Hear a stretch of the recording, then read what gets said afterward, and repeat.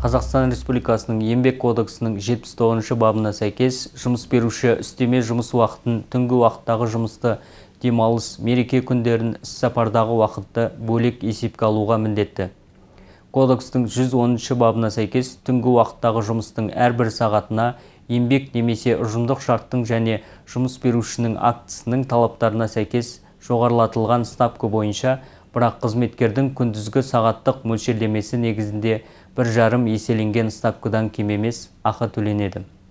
Түнгі уақыттағы жұмыс мереке немесе демалыс күндеріне сәйкес келген жағдайда, жұмысқа ақы төлеу осы баптың бірінші бөлігіне сәйкес түнгі сағаттарға және кодекстің 109 бабына сәйкес мереке немесе демалыс күндеріндегі сағаттарға бөлек жүргізіледі.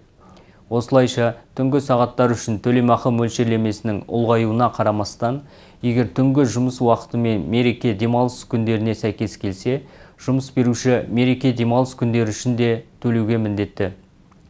Яғни, түнгі жұмыс мереке демалыс күндеріне сәйкес келсе, жалақы 2 еселенген мөлшерлеме бойынша төленеді. Мереке демалыс күндеріндегі жұмыс үшін 1,5 сағаттық тарифтік ставкасына түнгі уақыттағы жұмыс үшін жарты сағаттық тарифтік ставкасы қосылады.